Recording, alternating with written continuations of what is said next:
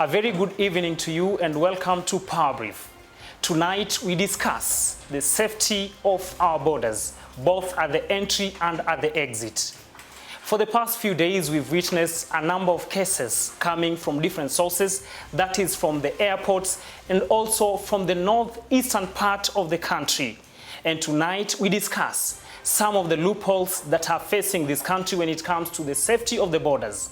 We are privileged to have Mr. Peter Kariuki, who is a security and a policy analyst. Join us on Power Brief tonight as we look into these matters and find way forward on how these matters can be handled. Mr. Peter Kariuki, welcome to Power Brief. Thank you. How is everything outside there? Not bad. Yes. Everything is good apart from the coronavirus that we as Kenyans are trying to shy away from it. Is it around or people feel it is around? People are trying to run away from the fact that Chinese are coming, so many Chinese are coming to our country without even the knowledge of the government. We'll see what comes out of it. So we are looking at this matter of the borders.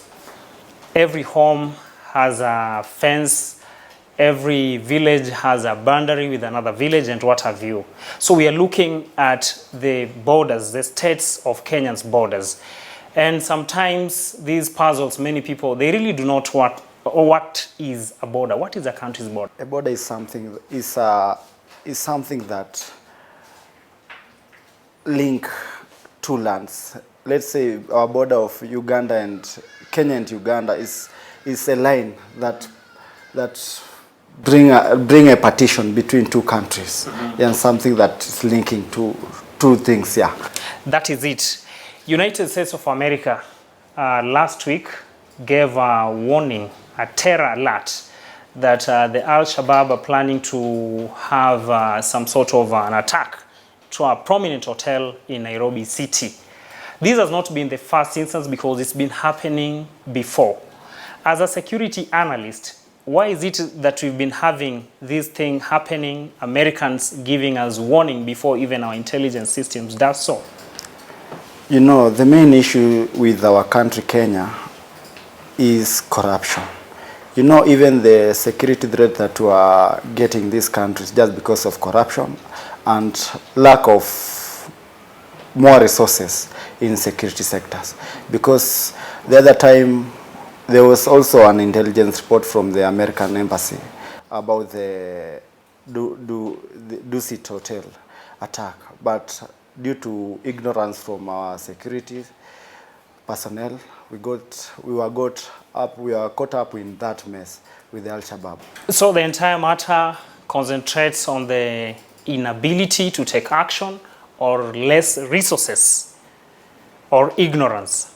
For me, I can say it's ignorance. Because when there is a warning, we must take an action immediately, instead of wasting time and saying that we'll do our investigation. Yeah. Now, as a security and a policy analyst, what are some of these checks that one has to undergo before leaving and entering a particular country? Because you've been seeing some instances, sometimes some prominent people, when they're about to be checked, they even refuse. You remember some time back, the former DCJ found herself into some controversy. So what are some of these checks? Because sometimes when someone is about to be checked, it brings problems. It depends with the locality, because in the airport, there is a VIP places where those big people in the government, they are being checked. And there is this where normal people goes where there is a checkup. So it depends. Again, it depends with the border. You know, the checkup in the airport is different from the checkup in the border.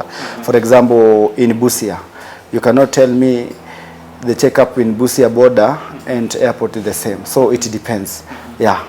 Now, what brings in the difference between the VIPs having their own entry place and normal citizens having their own?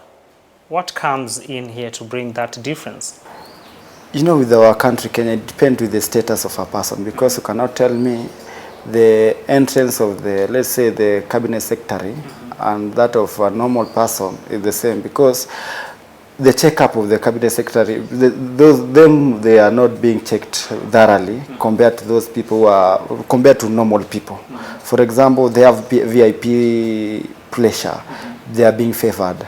So for them, I think what normally goes on for them is just a matter of just going, screening, and they just go. Because for those normal people, I think in the airport, they will see their bag being checked all over their bodies. But you cannot check for a CS, you tell him to just stand there.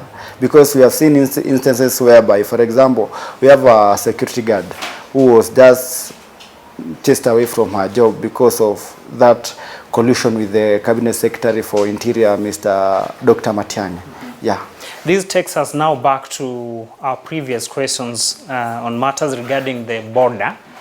When you go to Malaba, the entry point where those trucks and citizens coming from Uganda, DRC, and some coming all the way from Kenya headed towards those sides.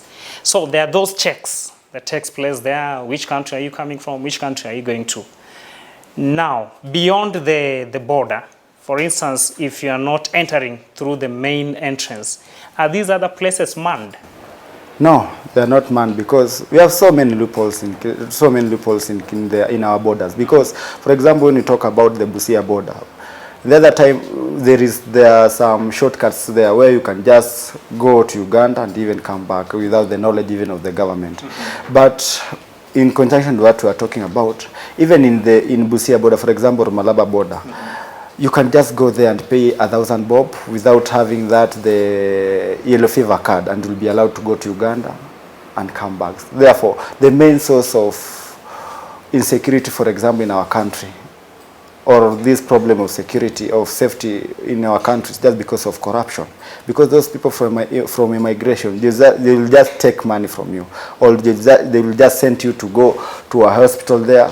They say that you must pay 2,500 for you to be injected that yellow fever injection. So I think for me the main problem is corruption. That's why we are facing all these problems in our country.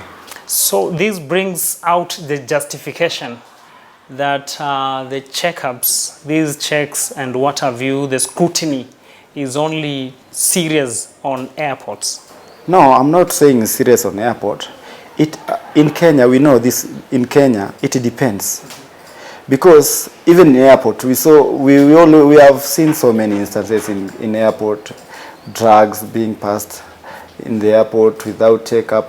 We normally assume that checkup is very good in the airport, but why these are drug they always pass there? So therefore we cannot say that in airport safer than even our borders. No. The main problem that I'm trying to say is corruption, even in airport. Because when you are a VIP in Kenya, I don't think that your bags will just be checked thoroughly like that of a normal person.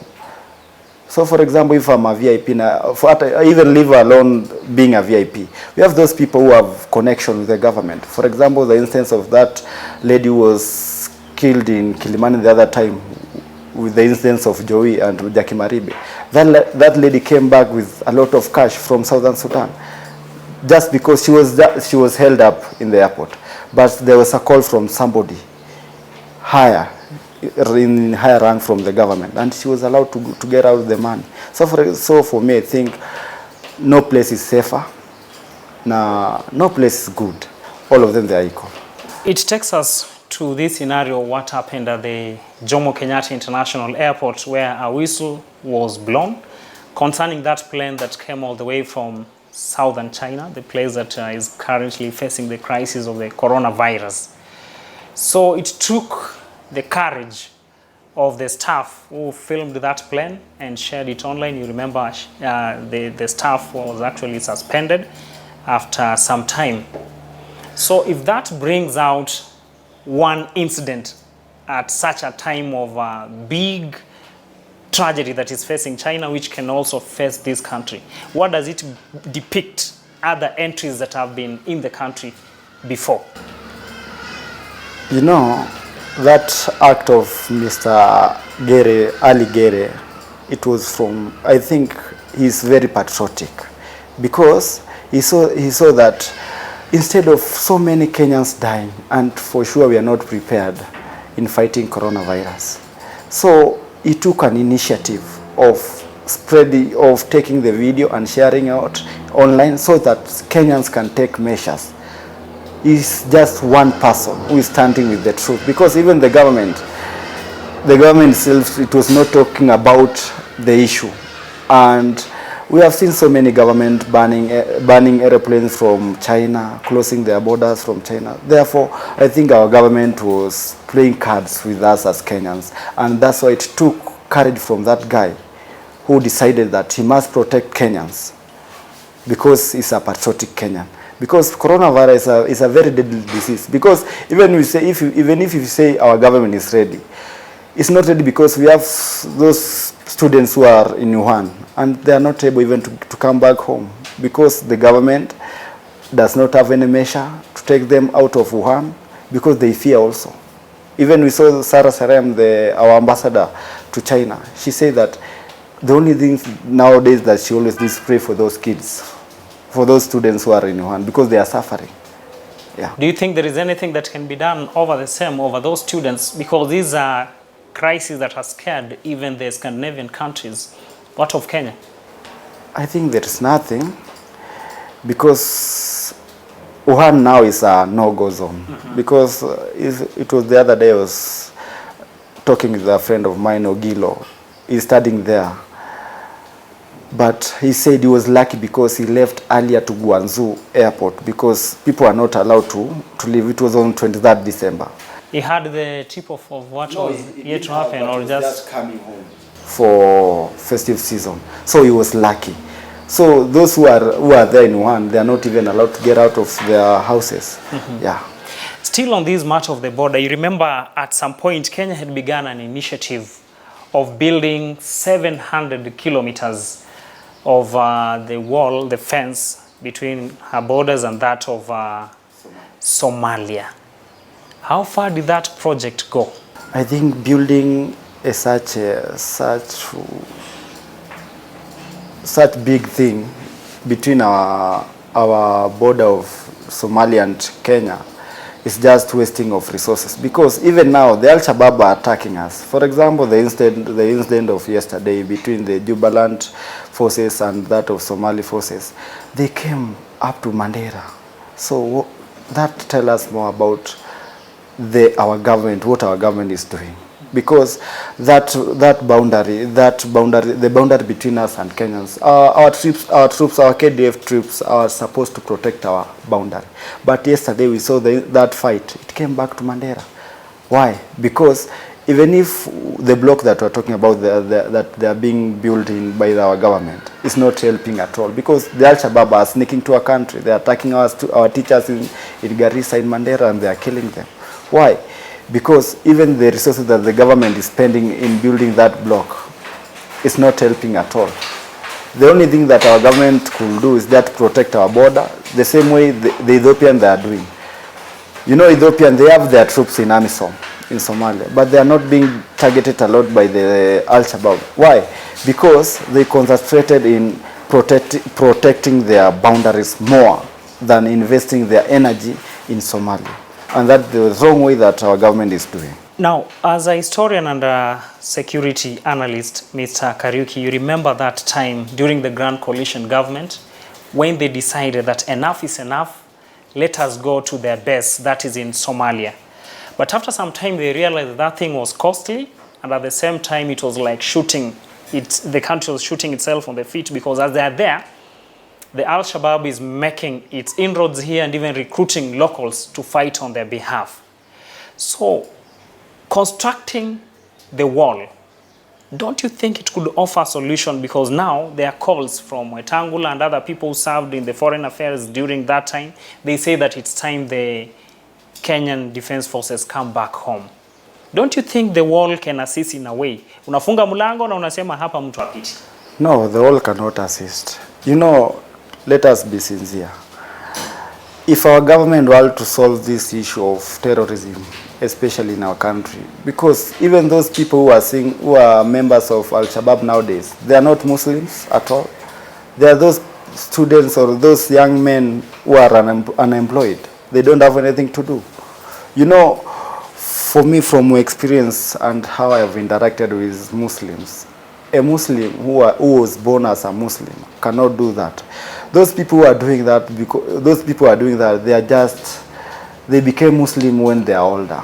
Therefore, they misunderstand the Muslim religion. That's why they are doing so. So our government, what is supposed to do is just to make sure our youth are busy. And this one will come when they provide more solutions for employment.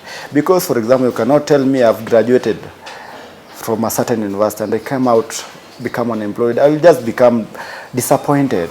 You know, I'll be depressed. Therefore, I must look for something to do. And if you see so many of these young men from Majengo slums, Kayole, they'll be recruited. Why? Because they have nothing to do. Some will tell you, we have a very good job in Somalia, let us go. They'll pay you 50,000 shillings instead of staying here in slum. Therefore, the problem is our government. Thank you, Mr. Kariuki. We go for a short break. As we come back, we will be looking into this matter into deep details, because what is coming from the security and policy analyst is that it's not only the borders outside there, but even the borders within, because these problems are interdependent. You can engage us also on our social media platforms. Our Facebook handle, that is CAC TV Kenya. Our Twitter handle is CAC TV_Kenya. You can also stream live on our YouTube channel. Keep it on CAC TV.